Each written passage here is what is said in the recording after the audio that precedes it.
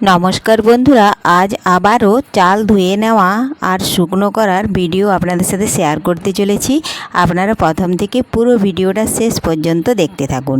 ভিডিওটি ভালো লাগলে একটা লাইক দিয়ে পাশে থাকুন ও বন্ধুদের সাথে শেয়ার করে দিন। চলুন তাহলে শুরু করি। তো দেখুন বন্ধুরা, এখানে 4 কেজি চাল আছে। চালটা দেখুন লাল চাল, আর লাল চালের হলেই কি হবে, কিন্তু ধুয়ে পরিষ্কার করে নিয়ে শুকনো করে যখন মুড়িটা ভাজা হবে তখন কিন্তু সাদা ধপধপে মুড়ি হবে। তার জন্য দেখুন এখানে একটা হাঁড়ি নিয়েছি। হাঁড়ির মধ্যে চালটা প্রথমে ঢেলে নেব। তার আগে যদি কোনো বন্ধু আমার চ্যানেলে নতুন হয়ে থাকেন, চ্যানেলটি সাবস্ক্রাইব করে বেল আইকন হলে সেট করে দিন সবার প্রথমে আমার রেসিপি পেতে। তো দেখুন বন্ধুরা, সমস্ত চালটাই আমি হাঁড়ির মধ্যে ঢেলে নিয়েছি। আর যেটুকু চাল দেখুন পলিথিনের কোণায় লেগে আছে সেটাও কিন্তু ভালোভাবে ছাড়িয়ে নিচ্ছি, কারণ চালটার কিন্তু অনেক দাম, একটা চালও নষ্ট করা যাবে না। এই চালটা কিন্তু 35 টাকা কেজি, 4 কেজি চাল আনা হয়েছে। এর আগে কিন্তু আমার অনেক মুড়ির চাল ধোয়া বা মুড়ি ভাজা, চাল শুকনো করার অনেক ভিডিও দেওয়া আছে, আপনারা ওখানে গেলেও দেখতে পাবেন। এই দেখুন এখানে ঢুকে আছে কিছু চাল, সেগুলো ভালোভাবে বের করে নিচ্ছি।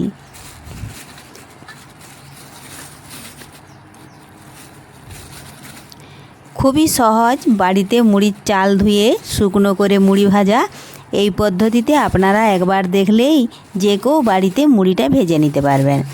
আর বাড়িতে ভাজা মুড়ি খেলে সেটা যে শরীরের পক্ষে কত উপকার, সেটা যারা না খেয়েছে তারা জানবে না। তো দেখুন বন্ধুরা, এখন আমি চালের মধ্যে পরিমাণ মতো জল দিয়ে দিচ্ছি, কারণ আমাদের এখানে সামনে বাঁধ পুকুর নেই, এজন্য আমাদেরকে বাড়িতেই চালটা ধুয়ে নিতে হয়। আপনাদের পাশাপাশি বা বাড়ির সামনে যদি কোথাও পুকুর বা বাঁধ থেকে থাকে তাহলে আপনারা ওখানেও ধুয়ে নিতে পারেন। তো ওখানে ধুয়ে নিতে গেলে এরকম হাঁড়ির দরকার হয় না, ওখানে একদম ডাইরেক্ট ছিদ্র দেওয়া টকার মধ্যে চালটা ঢেলে নিয়ে আপনারা ধুয়ে নিতে পারবেন। আর দেখুন আমি হাঁড়ির মধ্যে এইভাবে একটু মেখে দিচ্ছি, তাহলে চালের গায়ে যেটুকু নোংরা জল থাকবে দেখুন এইভাবে বেরিয়ে যাবে। কত সাবান জলের মতন ঘোলা জল বের হচ্ছে, এই জলটা কিন্তু ফেলে দিতে হবে, 2 থেকে 3 বার ধুয়ে ফেলে দিতে হবে। দেখুন চালটা ভিজিয়ে দিয়ে আমি বাড়ির আরও অন্যান্য কাজ করতেছিলাম। আর দেখুন চালটা ধুয়ে লবণটা কিন্তু মাখিয়ে দিয়েছিল। এই দেখুন এখন আমি ছাদে মিলে দিয়েছি চালটা, কারণ আজকে প্রচণ্ড রোদের তাপ, এই জন্য। আর এখনের মেঘে কিন্তু রোদ দিলেও বিশ্বাস নেই, এখনই রোদ দিচ্ছে আবার কিন্তু এখনই মেঘও চলে আসতে পারে। এই জন্য সব কাজ ছেড়ে কিন্তু লবণটা যখন মাখিয়ে দিয়েছে তখন আমি ছাদে চালটা মেলে দিয়েছি। মেলে দিয়ে একটু বসে আছি, কারণ পায়রা আছে, পাশের বাড়ির ছাদে পায়রা বসে আছে, যদি একবার বসে যায় চাল কিন্তু অনেকগুলো খেয়ে নেবে। দেখুন এক পাশ কিন্তু চালটা ওপরটা গরম হয়ে গেছে। এখন চালটা দেখুন আমি 4টা কোণা এইভাবে জড়ো করে নিচ্ছি, আর চালটা পলিথিনে কিছুটা লেগে আছে সেটাও হাত দিয়ে ছাড়িয়ে নিচ্ছি। এই দেখুন এ পাশেও কিন্তু চালটা চিটে গেছে, এটা কিন্তু হাত দিয়ে দেখুন এইভাবে ছাড়িয়ে নেব, তাহলে চালটা ভালোভাবে ঝরঝরে হবে।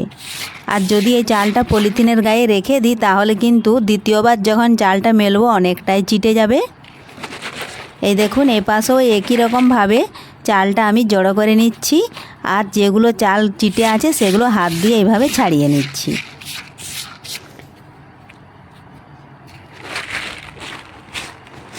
এই পদ্ধতিতেই কিন্তু চালটা শুকনো করে নিতে হবে, কারণ অনেক দিন চাল ধোয়া হয় না।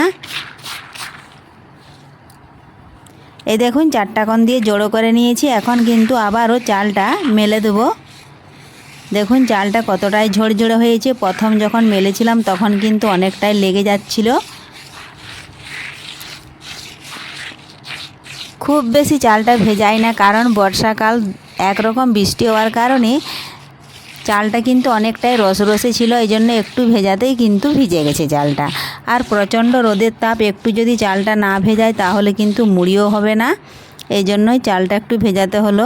রোদ যদি না দেয় না ভেজালেও হবে, ধুয়ে নিলেই হবে। তো দেখুন বন্ধুরা আমি আবারও মিলে দিয়েছি চালটা, দিয়ে আবারও কিছুক্ষণ পরে এসে আবারও কিন্তু চালটা মিলে দেবো। এইভাবে চালটা আমরা শুকনো করে নিই। তো আজকের এই ভিডিও আপনাদের কেমন লেগেছে অবশ্যই কমেন্ট করে